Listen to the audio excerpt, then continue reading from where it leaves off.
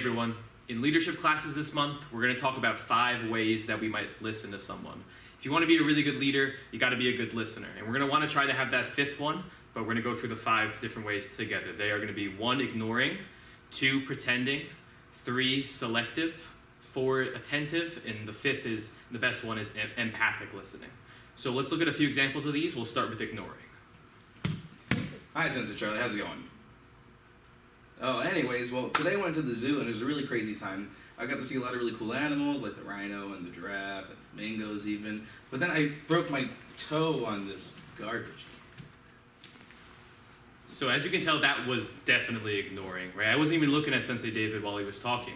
And another thing you'll notice about that is not just that I'm not looking at him, but my body's turned away. So if I was really listening to him, I would look at him like this and my body would face towards him.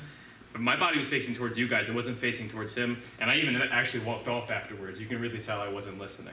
So we're now going to look at the 2nd level, and that's going to be pretending. Hey, Sensei Charlie, to continue that whole broken toe at the zoo story, Yeah. It was really concerning because I went to the nurse's office and she thought that they were going to have to just cut off the whole thing. Oh. And that was very, very concerning. But at the end of the day, she thought it was actually going to be okay. They just sort of wrapped it up and I was... That's good. You know, on my way out. Mm-hmm. Okay. So that was called pretending listening, and it was because it might have looked like listening from afar, right? I was looking at him, okay, and I was saying words back to him, but the things I was saying, they didn't really involve what he was talking to me about. I was just saying, yeah, and because of that, I'm not really listening, I'm just acting like I am. Okay, so we're gonna look at the 3rd level of listening now, and that's selective listening. Oh, Sensei Charlie, to finish up the whole zoo story and the whole broken toe thing, it was crazy. Okay, I was passing a turtle exhibit, but my toe was in so much pain, I thought I was literally gonna die. You said you went to a turtle exhibit? Yeah. You know I love turtles. Yes, I did pass the turtle exhibit. Wait, were there a lot of turtles? A little bit of turtles? Good. I love turtles. So that right there, that was selective listening. Because what I did was I listened to only the thing that I wanted to listen to, right? He had a big story about how he broke his toe, and he was at the zoo, and then once he brought up turtles, I was gone. I started talking about the turtles, and that's all I really listened to, okay?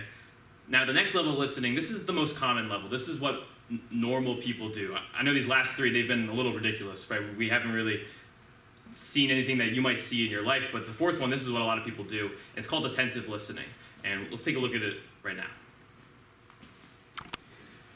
Alright, Sensei Charlie, so I finally get into the car and I'm on my way home, okay, and my broken toe is killing me. It's literally driving me insane. And then the worst possible thing that could happen happens. I end up getting into some traffic. Oh no. It's just absolutely... How long were you in traffic for? Like an hour or 2 with a broken toe. I know, I was in traffic for like 2 hours. What's up with this traffic? It doesn't make any sense. It's ruining my day. All the days. It's ridiculous. So for most people, what I did there is a very normal way of listening. What happened is I heard his side of the story, and then I told the story of my own, and that's how we would go back and forth. And it would just keep happening like that. He would tell me something else, and then I would tell him about how that happened to me. And what's the big thing about this is I'm focusing on myself, what my feelings are like, and I'm not inquiring or asking about him. And with the last level of listening, we're going to see empathic listening. I try to talk more about his feelings, because that's what a good listener does. They don't make it about themselves, but they ask about the other person.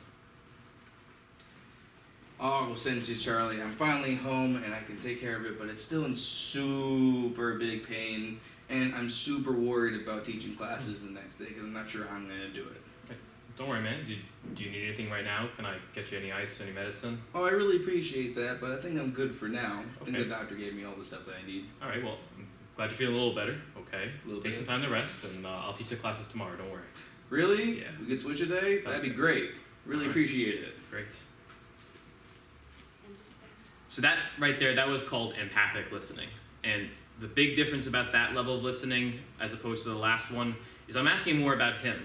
And I'm not focusing on myself. I want to know how he feels, right, what I can do for him.